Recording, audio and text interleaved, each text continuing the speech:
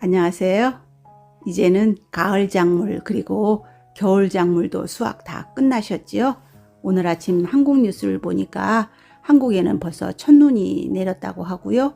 또 너무 많이 내렸다고도 하는 소식을 들었는데요. 많은 분들 이 눈으로 인한 피해 없으시기를 바라겠습니다. 저는 틈새 작물도 다 파종을 했고요. 오늘은 나물 이야기 해보겠습니다. 일부러 씨앗을 뿌린다거나 심어서 관리해야 하는 채소나 텃밭에서 가꾸는 종류의 나물이 아니고 산이나 들에서 잡초처럼 자라지만 심지 않아도 수확할 수 있는, 그리고 먹을 수 있고 맛이 있는, 또 약초처럼 효능이 좋은 나물들 소개해 드리겠습니다. 어떤 환경, 어떤 기후에도 잘 살아남을 수 있는 작물. 먼저 광대나물 소개해 드리겠습니다.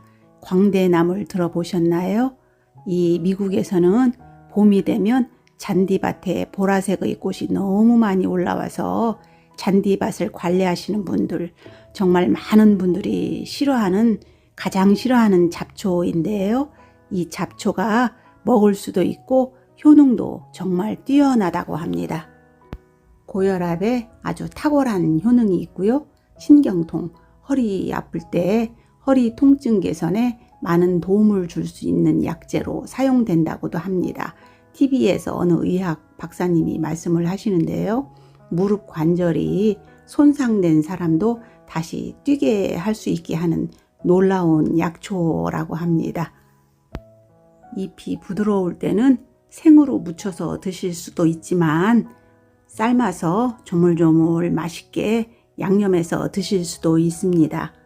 이 맛있는 나물, 이 광대나물은요, 아무리 기후와 환경을 가리지 않는다 하지만 정말 강한 식물 중에서도 제일 강해서요. 봄, 여름, 가을, 그리고 겨울 어느 계절에도 볼 수 있고요.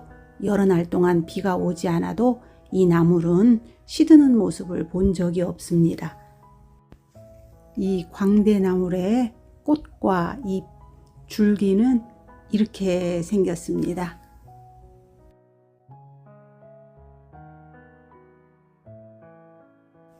이제는 제 나이도 적은 나이가 아닌데요. 살아갈수록 나이를 먹을수록 힘이 없어지고, 그래서 농사를 짓지 못할 경우를 대비해서요. 이렇게 심지 않고 가꾸지 않아도 되는 이런 작물들 공부하고 있습니다.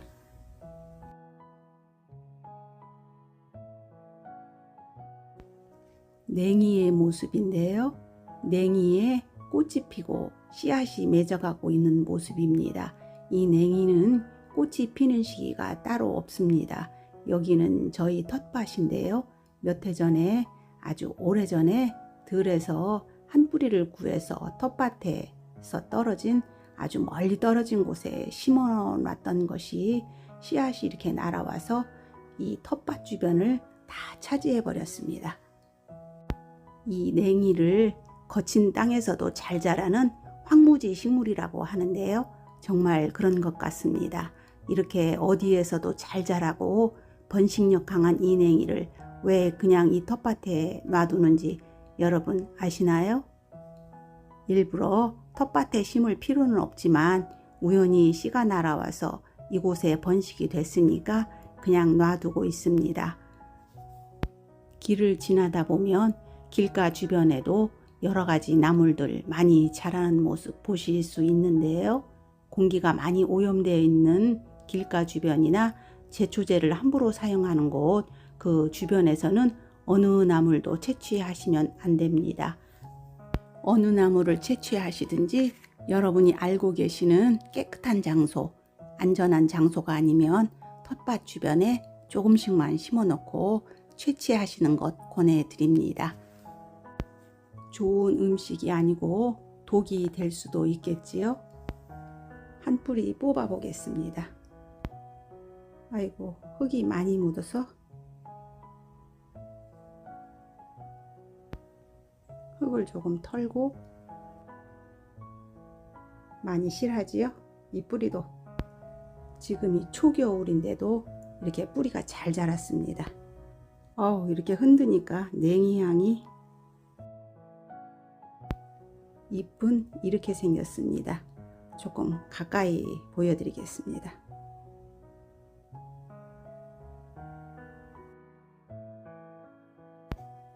이 냉이를 보고 어느 독자분이 댓글을 달아주셨는데요. 이것은 참냉이가 아니고 개냉이라고 하네요. 냉이도 종류가 많아서 저도 잘 모르겠습니다. 보시고 여러분 무슨 냉이인지 알려주세요. 이 냉이 종류는 따뜻한 약성을 가지고 있고요. 어혈을 제거해주고 눈을 밝게 해주고 또 간을 해독하는 작용을 해준다고도 합니다. 이 냉이 먹는 법도 다양하지요. 뿌리와 잎을 이용할 수 있지만 이 뿌리의 효능은 인삼하고도 같다고 합니다. 아시는 것처럼 삶아서 무쳐 드셔도 좋고요.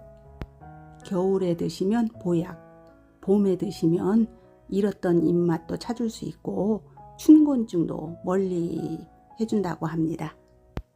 이곳 미국은 내일이 땡스기빙이라고 하는 날인데요. 한국의 추석하고 같은 의미의 날이에요. 이 미국에 와서 사는 이민자들에게는 두 번째 외로움을 주는 날입니다. 첫 번째는 한국의 추석날, 두 번째는 미국의 땡스기빙. 바로 내일입니다. 올 땡스기빙에는 두 아들 녀석도 오지 못한다 하고요. 그래서 저와 남편 두 노인네를 위해서 맛있게 이 냉이 요리 할 겁니다. 어때요? 이만하면 충분하겠지요? 오늘 저녁은 맛있게 무침으로 먹고 또 내일 아침에 된장찌개 구수하게 끓일 생각입니다.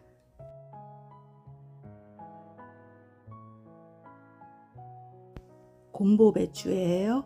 보시는 것처럼 잎이 올록올록 우둘투둘해서 곰보배추라고 합니다. 이 곰보배추도 아주 강하고 번식력이 대단해서요. 어디에서든지 한 뿌리만 생기면 절대로 없어지지 않습니다. 이 잎을 자세하게 보여드릴게요. 이 모습 보세요. 정말 못생겼죠? 올록볼록 오둘투둘하지요? 이렇게 생겼습니다. 이렇게 주변을 모두 덮어버리는 특징이 있고요. 보이지 않는 씨앗들이 땅속에 있다가 몇 년이 지나서 발화가 되는 경우도 있습니다. 이 곰보배추는요, 효능이 많아서 만병초라고도 하는데요. 기침, 감기, 가래 치료에 아주 탁월한 효과가 있어서요. 천식의 최고의 식품이라고도 합니다. 김치를 담기도 하고 쌈으로 드신다고 하는데요. 생으로 드시기에는 맛이 너무 쓰고 맵고 아주 독특한 향이 있어서 저는 맛이 있다고 말씀드리지는 않습니다. 제가 먹어본 경험으로 말씀드리면요. 생으로 드시는 것 권해드리지 않습니다. 잘 말려 놓으셨다가 따뜻한 차로 이용하시는 것이 좋습니다. 어때요? 이 모습 배추같이 생겼나요? 이 모습으로만 봐서는 얼갈이 배추같이 생겼죠? 겉절이 해도 아주 맛이 있겠죠? 호불호가 많이 있는 독특한 향을 가지고 있습니다.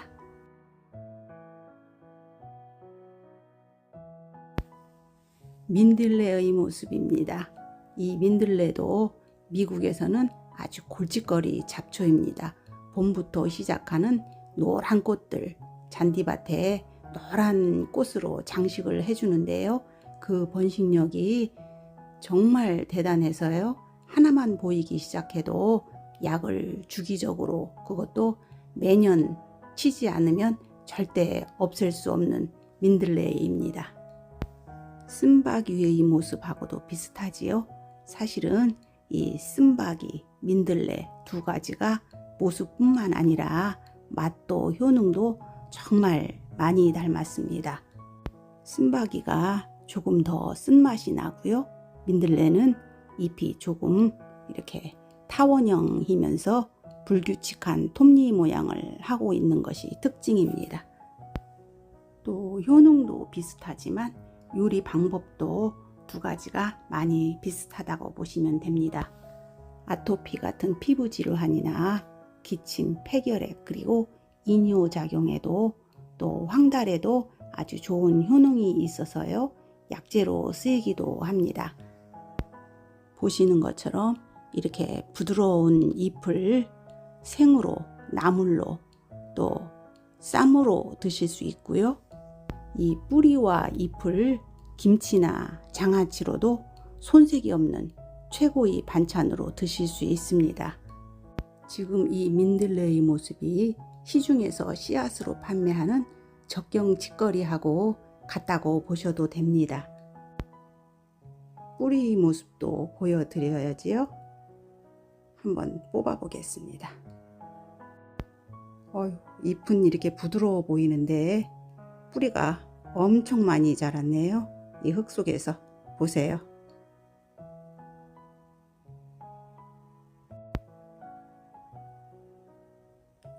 많이 탐스럽지요?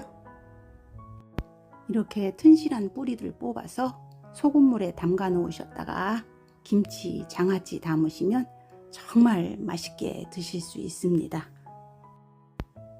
좋아 보이지요? 이 뿌리에 함축되어 있는 효능도 이 늦가을에, 겨울에 가장 좋다고 하지요.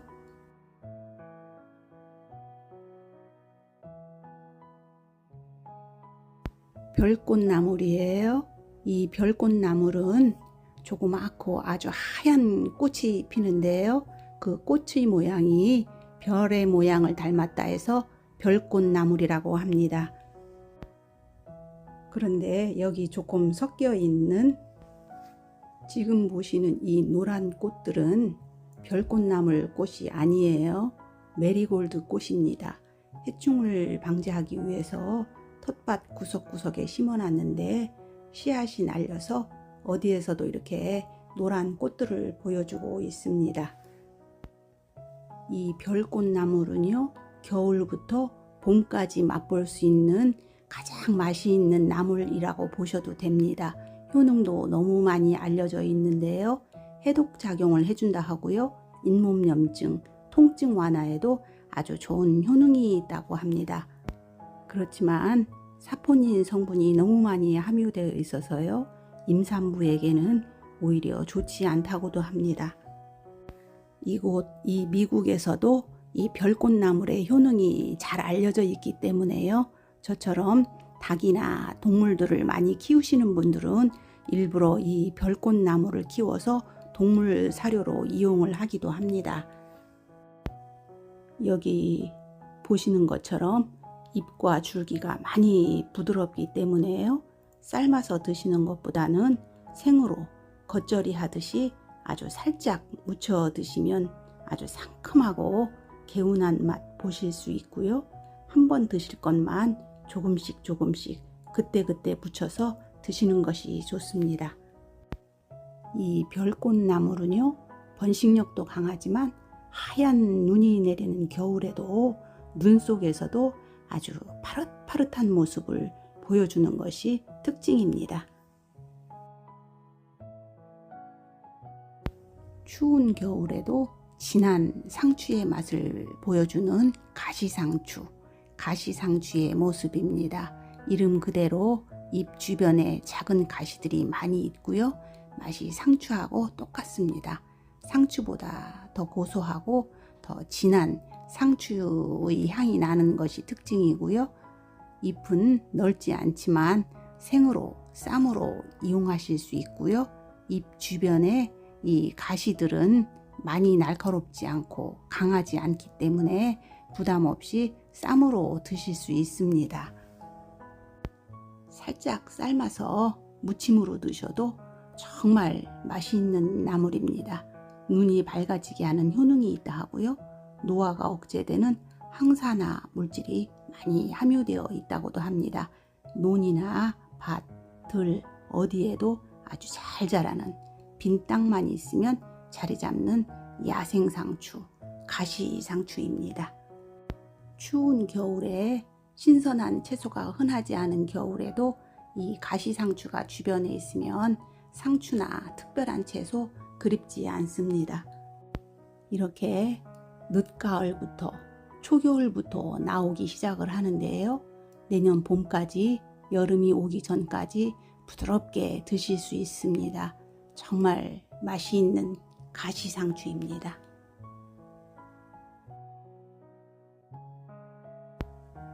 아시겠지요?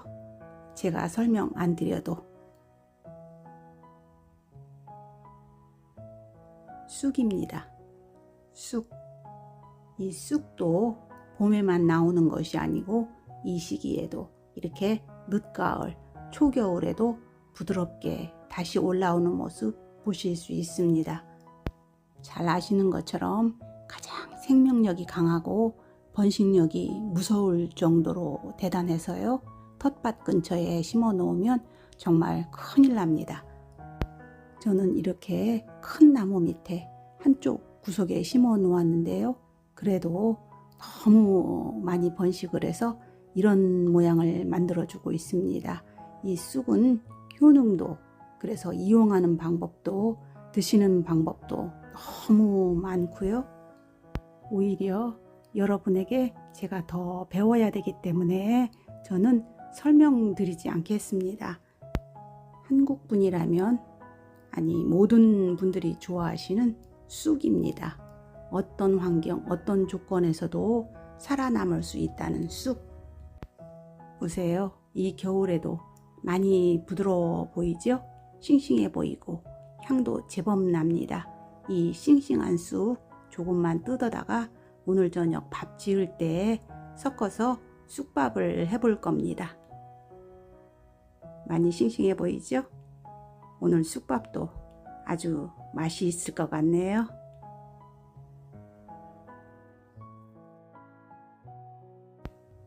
마지막으로 망초, 개망초라고 하는 나물 보여드리겠습니다. 이 개망초 나물은요, 그 어느 땅도 가리지 않고 잘 자라고 너무 번식력이 강해서 농사 지으시는 분들에게 제일 인기가 없는 나물입니다. 계절도 가리지 않는데요.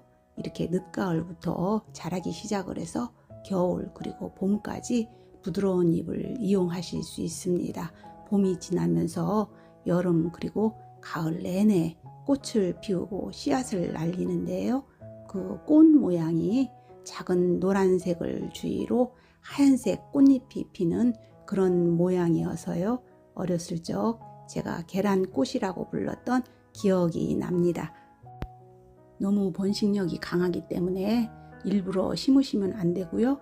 들이나 전혀 사용하지 않는 잡초만 무성한 곳에서 쉽게 구하실 수 있습니다. 이 몸집 좀 보세요. 이 하나만 해도 양이 엄청 많아 보이지요? 이렇게 쉽게 구할 수 있고 흔하지만 지천에 널려 있지만 맛은 그 어느 산채나물보다도 아주 맛이 있고 이용도가 높은 아주 귀한 나물입니다. 삶아서 매실청 조금 넣으시고 고추장에 조물조물 무쳐 드시면 좋고요. 보글보글 구수한 된장국이나 묵나물로 이용하셔도 좋습니다. 고소하고 구수한 맛을 내는 것이 특징인데요. 조금 시기가 지난 많이 자란 억센잎은 조금 쓴맛이 날 수도 있습니다. 이렇게 일부러 심지 않고 가꾸지 않고 자연에서 쉽게 수확을 해서 잡초라고 하지만 맛있게 먹을 수 있는 나물 중에서 제가 먹어본 나물만 소개해 드렸는데요. 또 다른 맛있고 효능 좋은 나물들 여러분 많이 알고 계시지요? 댓글 달아주시면 열심히 공부하겠습니다.